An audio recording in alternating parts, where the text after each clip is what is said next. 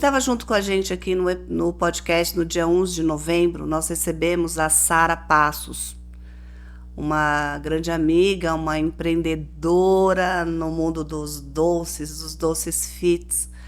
E naquele momento o Senhor nos deu uma estratégia para que a gente lançasse um desafio, um grupo, né, um grupo no WhatsApp. Nós criamos esse grupo, aonde nós íamos fazer uma mudança, né, uma mudança na gente mesmo, porque para a gente viver uma nova estação a gente tem que fazer coisas novas, porque fazendo a mesma coisa vai ser sempre tudo igual. E nós lançamos esse desafio e hoje a Sara está aqui para contar para gente tudo o que aconteceu nesses 50, já foram 50 dias quase? É, Foi dia 11, né? dia Então hoje nós estamos com 49 dias. E o propósito vai até o dia primeiro. 1º de janeiro. Completa aí, pessoal, Sara. Bom dia! Uma honra poder retornar, uma alegria. E realmente foi aqui que começou, né, o Foi. propósito. Eu não tinha intenção nenhuma, não vim, não pensei. E foi aqui que nasceu a direção do Senhor para esse propósito, né, de 50 dias, que trouxe sobre Neemias e depois ajustou aí 52 dias. Então eu tô muito feliz aí que Deus está fazendo essa direção do Senhor. Foi um ano de muitas entregas e muitas renúncias e essa foi mais uma e para fechar o ano, né? Eu achei assim muito profético, um propósito que finalizasse o ano e ainda terminasse justamente no primeiro dia. Foi aquilo que a gente estava conversando agora, né? Dessa questão da primícia, né? É você falar, olha, pai, no primeiro dia do ano eu vou estar finalizando um propósito para viver realmente um novo tempo, uma nova estação, né? Se você, por acaso, está aí assistindo a gente e não sabe mais ou menos a história de Neemias, Neemias, ele reconstruiu os muros de Jerusalém, né? Foi. E o que eu acho muito forte na história de Neemias é o seguinte: gerações passaram vivendo sobre os escombros. E ele nem estava morando, né, na cidade de Jerusalém, ele estava em Suzã, né? Ele recebeu a notícia. Ele recebeu uma notícia que a cidade estava desolada, destruída, os muros estavam derrubados. E aí ele falou, poxa, mas meus antepassados estão lá, meus pais, né, estão lá. Como que viver em cima de escombros? E a história de Neemias eu acho ela muito forte, porque ela mostra que às vezes a gente se acostuma com as coisas ruins, assim como a gente gosta das coisas boas, parece que a gente acha que não merece melhor e a gente vai aceitando as coisas ruins, vai aceitando. Porque você imagina, durante tantos anos viver no meio dos escombros, no meio da sujeira, pessoas nasceram naquilo, então não conheciam a limpeza, não conheciam o novo. E Deus usar um homem que estava longe, tocar no coração dele e falar assim, ó, vai lá resgatar a honra daquele povo, né? Porque diz que os muros, eles traziam honra, era uma proteção para a cidade estava desprotegida, a cidade de Jerusalém.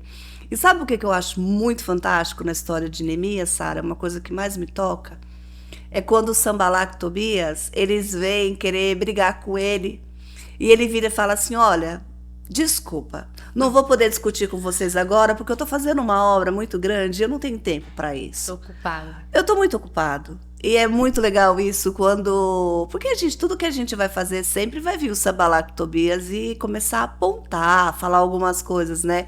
E às vezes a gente para tudo que a gente está fazendo para a gente ouvir o que o outro vai falar. E às vezes o outro nunca construiu nada e a gente está construindo alguma coisa e o outro tá lá, mas não vai dar certo, você. E tem uma parte que fala assim, ó, se uma coruja pousar no muro, o muro cai, você não sabe nem fazer o muro. Zombando. Zombando, quem é você? Ele fala, tudo bem, mas eu tô muito ocupado, então não vou querer ouvir isso agora não. E continuou trabalhando. Isso é muito legal. E no desafio, eu acredito que para muitas mulheres aconteceu isso, para muito, até homens eu acho que participaram, né? Para muitas pessoas aconteceu isso, de falar, pô, eu vou continuar com esse propósito, ai, faltou tanto tempo, mas para que você vai fazer isso? Que As vozes bobeira. na mente, né? Que Sim. sempre aparecem. E como foi isso, Sara? Como foi quando você criou o grupo, assim, como foi? Como que você... Foi uma surpresa pra mim, né? Porque foi algo que nasceu aqui, eu não imaginava. E naquele mesmo dia a gente recebeu assim, essa direção de Deus e era algo imediato, não era pra começar no dia seguinte, era começar naquele dia, sabe? E eu lembro que eu fui pra casa tentando entender assim como seria isso, né? Como fazer. E eu lembro que eu cheguei em casa, eu entendi, né? Esse propósito ele nasceu aqui, essa direção, porque a gente compartilhou muitos propósitos que Deus trouxe, né?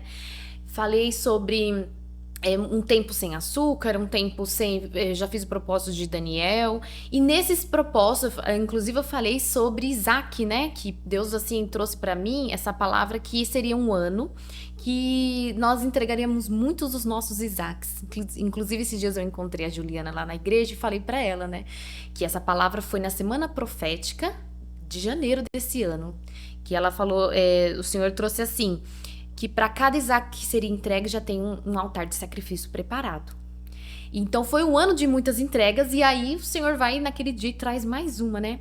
Então era uma entrega assim espiritual e também uma renúncia numa alimentação. Havia um posicionamento que mulheres tinham que tomar. Inclusive eu recebi gente falando que justamente naquela segunda tinha falado assim: "Nossa, hoje eu mesmo tinha decidido, né, mudar alguma coisa na minha saúde. Hoje mesmo Deus já tinha me trago algo". Então aquilo fez sentido para as pessoas. Elas entraram porque fizeram sentido para ela no propósito. E eu lembro que eu cheguei em casa, eu falei: "Senhor, e o que eu vou te entregar, né?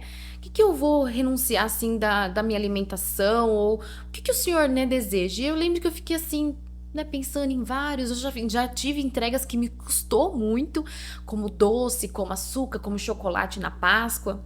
Já teve entregas muito difíceis para ser entregue, né? Rede social. E aí naquele dia me veio assim, eu olhei, eu fui preparar o almoço e aí eu olhei e falei assim, uau, aí me veio assim o arroz. Aí eu falei, o arroz? Eu ainda falei assim, nossa, mas o arroz é tão simples o arroz. Eu falei pro Senhor.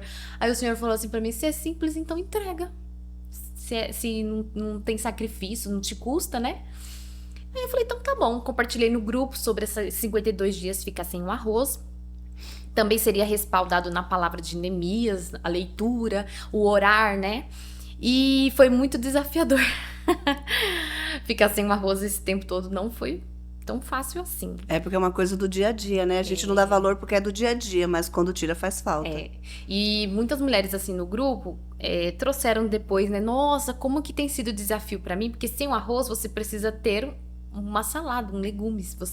Porque se tem um arroz e feijão e um ovo, você já comeu. Agora sem o arroz, como é que fica a sustância? Então eu vi muitas se viram no desafio de, agora eu vou ter que, pelo menos um tomate vai ter que ter nesse prato. Não, pelo menos um legumes vai ter que ter, porque já não tem um arroz. Vou ter que cozinhar uma batata, né? Então, assim, muitas se viram nesse desafio de olhar para essa questão da saúde, olhar para o seu prato e se reinventar, né?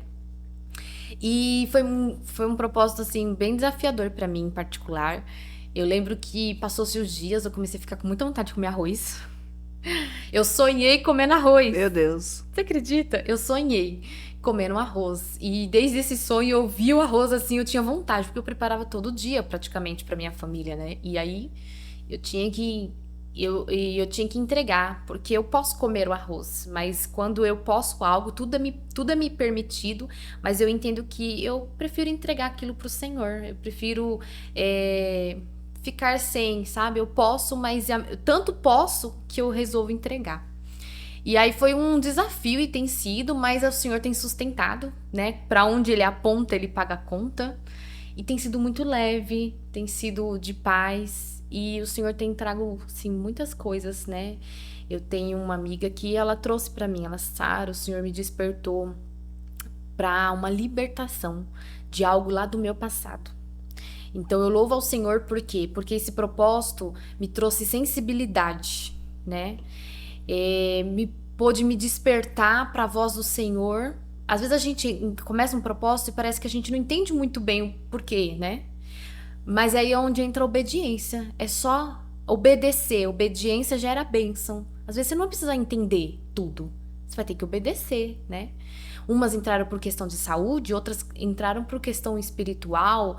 E todo esse propósito foi tomando a sua forma até o dia de hoje, né? Os 49 dias que nós estamos. Tem sido assim. E eu acho legal, assim, algumas coisas que você tem compartilhado. Que nem você compartilhou o negócio do farol, que as pessoas passam sempre.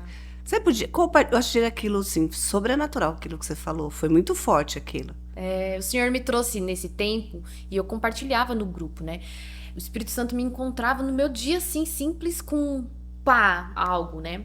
E eu lembro que eu tava chegando da caminhada e eu tava descendo uma rua que é mão única e a moto tava subindo contramão.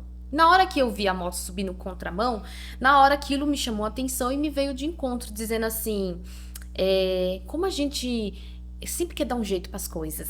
Como a gente quer dar um jeito, como que a gente não se importa de ir na contramão, como que a gente não se importa, porque ele teria que contornar a rua. E eu falei: Senhor, livre de mim de julgá-lo, não tô aqui pra julgá-lo.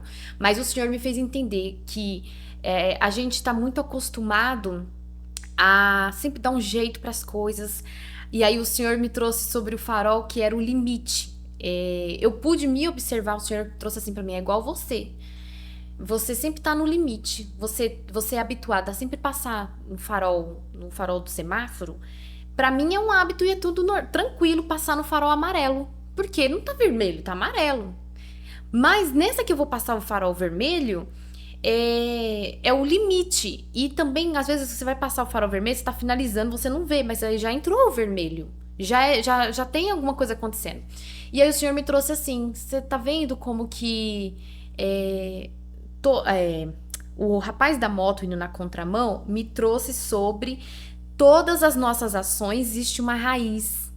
E aí me trouxe a lembrança que eu sempre estou passando no farol amarelo, tem uma raiz, significa que a Sara é uma pessoa que vive no limite do horário, no limite financeiro, no limite do tempo, faz as coisas na pressão.